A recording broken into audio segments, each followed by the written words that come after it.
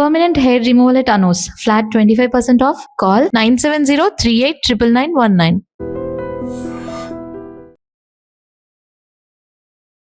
నమస్తే, welcome to I dream talking point with కవిత.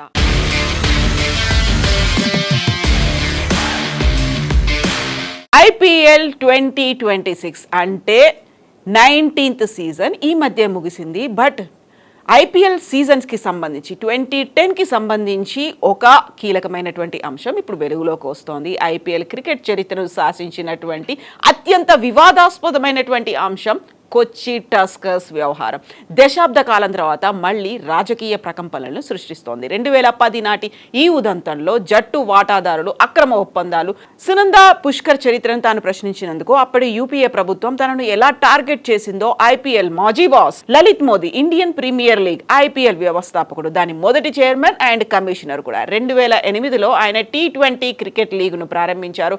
భారత క్రీడా రంగాన్ని, ముఖ్యంగా క్రికెట్ వ్యాపారాన్ని ప్రపంచ స్థాయి తీసుకెళ్లడంలో కీలక పాత్ర పోషించినటువంటి లలిత్ మోదీ ఇప్పుడు సంచలన విషయాలను, నిజాలను బయటపెట్టారు. శశి థరూర్ వెనక సోనియా గాంధీ ఉండి నడిపించారంటూ, తనను ఐటీ దాడులతో బెదిరించారంటూ సంచలన షాకింగ్ విషయాలను లలిత్ మోదీ వెల్లడించారు. బీసీసీఐ చరిత్రలోనే అత్యంత వివాదాస్పదమైనటువంటి అధ్యాయాల్లో ఒకటైనటువంటి 2010 నాటి కొచ్చి టస్కర్స్ ఐపీఎల్ ఫ్రాంచైజీ సంక్షోభంపై ఐపీఎల్ మాజీ చైర్మన్ లలిత్ మోదీ మరోసారి సంచలన విషయాలు బయటపెట్టారు. ప్రస్తుతం లండన్లో ప్రవాస జీవితం గడుపుతున్నటువంటి లలిత్ మోదీ ఒక ఇంటర్వ్యూలో అనేక నమ్మలేని నిజాంలను, సంచలన విషయాలను, తెర వెనుక జరిగినటువంటి రాజకీయ కుట్రలను బహిర్గతం చేశారు. ఆనాటి కొచ్చి వివాదంలో చిక్కుకున్న కాంగ్రెస్ సీనియర్ నేత, అప్పటి కేంద్ర మంత్రి శశి థరూర్ను కాపాడడానికి అప్పటి అధికార యూపీఏ ప్రభుత్వం ఒక బలమైన రాజకీయ రక్షణ కవచాన్ని ఏర్పాటు చేసిందని లలిత్ మోదీ సంచలనమైనటువంటి ఆరోపణలు చేశారు. ఈ కొచ్చి టస్కర్స్ కుంభకోణానికి సంబంధించినటువంటి మూలాలను వివరించారు లలిత్ మోదీ. శశి థరూర్ దివంగత భార్య సునంద పుష్కర్కు సంబంధించినటువంటి అనుమానాస్పద ఉచిత ఈక్విటీ నిర్మాణాన్ని తాను నిలదీసినప్పుడు అప్పటి అధికార యంత్రాంగం మొత్తం తనను పదవి నుంచి తొలగించి పడగొట్టేందుకు ఏకమైందని లలిత్ మోదీ ఆరోపించారు. ఈ వివాదంలో అసలు శశి థరూర్ వెనక ఉండి నడిపించింది ఎవరనే ప్రశ్నకు లలిత్ మోదీ ఏమాత్రం తడుముకోకుండా అప్పటి కాంగ్రెస్ అధినేత్రి సోనియా గాంధీ అనే మాటని సూటిగా చెప్పారు.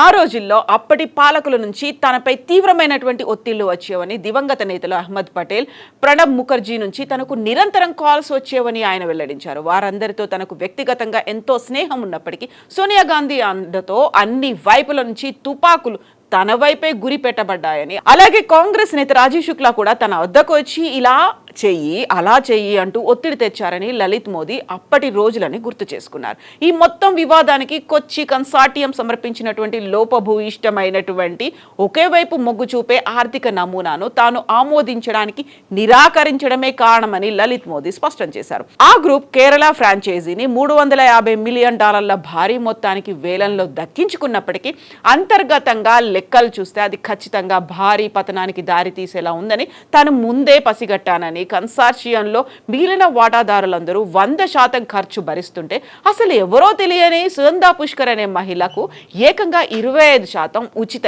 ఈక్విటీ, 15% రాబడిని ఎలా ప్రశ్నిస్తారని తాను మిగిలిన సభ్యులను గట్టిగా ప్రశ్నించినందుకు ఇలాంటి ఉద్వాసన జరిగింది అనేటువంటి మాట చెప్పాడు. ఆ జట్టు దక్కించుకున్న రోజే ఆమెకు లభించినటువంటి $10 షేరు విలువ ఏకంగా ₹1,00,000 చేరిందని, అదే సమయంలో మిగిలిన వాటాదారుల షేర్ విలువ 1 పైసాకు పడిపోయిందని లలిత్ మోదీ ఆరోపించారు. మోసపూరిత ఒప్పందం కేవలం 2 ఏళ్లలోనే కుప్పకూలుతుందని తనకు ముందే తెలుసని, చివరికి తాను ఊహించినట్లే జరిగిందని లలిత్ మోదీ వివరించారు.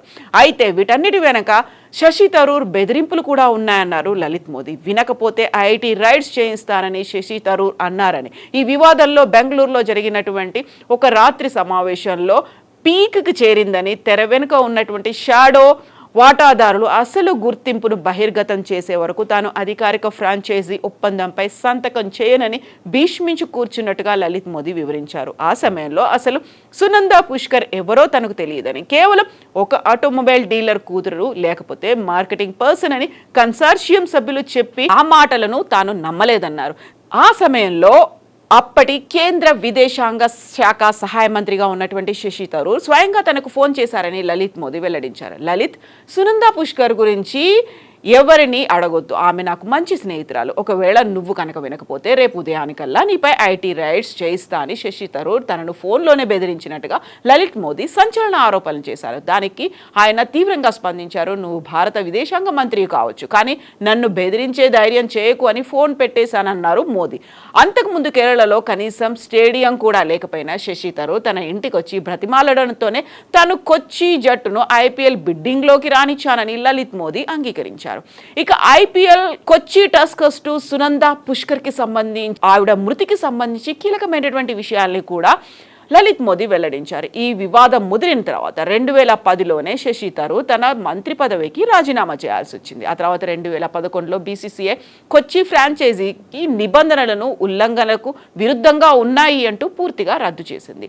2014లో ఢిల్లీలో ఒక లగ్జరీ హోటల్లో సునంద పుష్కర్ అనుమానాస్పద స్థితిలో మరణించడానికి ముందు జరిగినటువంటి ట్విట్టర్ సంభాషణల గురించి కూడా లలిత్ మోదీ మాట్లాడారు.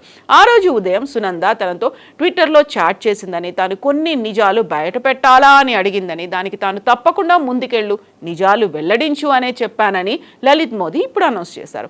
తాను ఆమెను వ్యక్తిగతంగా ఎప్పుడు కలవలేదనే మాటని స్పష్టంగా చెప్పారు. అలాగే అప్పటి బీసీసీఐ అధ్యక్షుడు శశాంక్ మనోహర్ కూడా అర్ధరాత్రి ఫోన్ చేసి కొచ్చి ఒప్పందంపై వెంటనే సంతకం చేయాలని ఒత్తిడి తెచ్చారని, అయితే తాను తీవ్రమైనటువంటి అభ్యంతరం వ్యక్తం చేశానని అన్నారు. అధ్యక్షుడి ఒత్తిడి మేరకు తాను బలవంతంగా సంతకం చేస్తున్నట్టుగా అధికారిక పత్రంపై రాసి మరీ సంతకం చేశానని లలిత్ మోదీ వెల్లడించారు. అయితే తన భార్య ప్రాణం కోసం ఆ రోజు సుష్మా స్వరాజ్ పేరుని తన కార్డుని వాడినట్టుగా కొంచెం ఎమోషనల్ కూడా అయ్యారు లలిత్ మోదీ. భారత చట్టాల నుంచి తప్పించుకునేందుకు తాను రాజస్థాన్ మాజీ ముఖ్యమంత్రి వసుంధరా రాజే లేకుంటే కేంద్ర పాలకుల సహాయం తీసుకున్నాననే ఆరోపణలను లలిత్ మోదీ పూర్తిగా తోసిపుచ్చారు. తన జీవితంలో ఎదురైనటువంటి ఒకే ఒక వ్యక్తిగత మానవీయ సంఘటనను ఆయన ఎమోషనల్గా ప్రస్తావించారు. తన పాస్పోర్ట్ రద్దయిన సమయంలో అప్పటి కేంద్ర విదేశాంగ మంత్రి దివంగత సుష్మా స్వరాజ్ తనకు పోర్చుగల్ వెళ్లడానికి అత్యవసర ప్రయాణ పత్రాలు సమకూర్చడంపై ఆయన క్లారిటీ ఇచ్చారు. అది నా భార్య మరణ సమయం, ఆమె బ్రెయిన్ ట్యూమర్తో పోరాడుతోంది. భార్య ప్రాణం కోసం జీవితంలో ఉన్నటువంటి ఏకైక అవకాశాన్ని నేను ఆ రోజు ఉపయోగించుకున్నాను అంటూ లలిత్ మోదీ ఇంటర్వ్యూ ముగింపులో తీవ్రమైనటువంటి భావోద్వేగానికి గురయ్యారు, ఎమోషనల్గా రియాక్ట్ అయ్యారు. ఇంతకీ అసలు ఎవరి లలిత్ మోదీ? లలిత్ మోదీ 1990లోనే నగరాల ఆధారితంగా క్రికెట్ ఉండాలి అనేటువంటి ఆలోచనను ప్రతిపాదించారు. బీసీసీఐలో వైస్ ప్రెసిడెంట్గా పనిచేస్తున్న సమయంలోనే 2008లో ఐపీఎల్ ఇండియన్ ప్రీమియర్ లీగ్ రూపుదిద్దుకుంది. ఆయన పర్యవేక్షణలోనే ఐపీఎల్ అతి తక్కువ సమయంలోనే ప్రపంచంలో అత్యంత విలువైనటువంటి క్రీడా లీగల్స్లో ఒకటిగా ఎదిగింది. 2010లో వివాదాలు, అవినీతి ఆరోపణల కారణంగా బీసీసీఐ ఆయన్ను సస్పెండ్ చేసింది. అప్పటి నుంచి లలిత్ మోదీ లండన్లోనే నివాసం ఉంటున్నారు. ఇక ఐపీఎల్ సృష్టి వెనుక ఉన్నటువంటి ఆలోచనలను, తన ఆర్థిక ప్రయాణం గురించి లలిత్ మోదీ స్వయంగా హ్యూమన్స్ ఆఫ్ బాంబే అనేటువంటి ఒక సిరీస్లో తన ఇంటర్వ్యూలో ఈ వివరాలన్నింటినీ వెల్లడించారు. ఓవరాల్గా కొచ్చి టస్కర్స్కి సంబంధించి ఇంతకాలం తర్వాత ఈ వివరాలని ఎందుకు లలిత్ మోదీ బహిర్గతం చేశారో, అందులోనూ శశి థరూర్తో పాటుగా సోనియా గాంధీ అప్పటి యూపీఏ ప్రభుత్వ హయాంలో కీలకంగా వ్యవహరించినటువంటి వ్యక్తుల పేర్లను లలిత్ మోదీ ఇప్పుడెందుకు బయట పెడుతున్నారు? మీరేమనుకుంటున్నారో కామెంట్స్ రూపంలో తెలియజేయండి.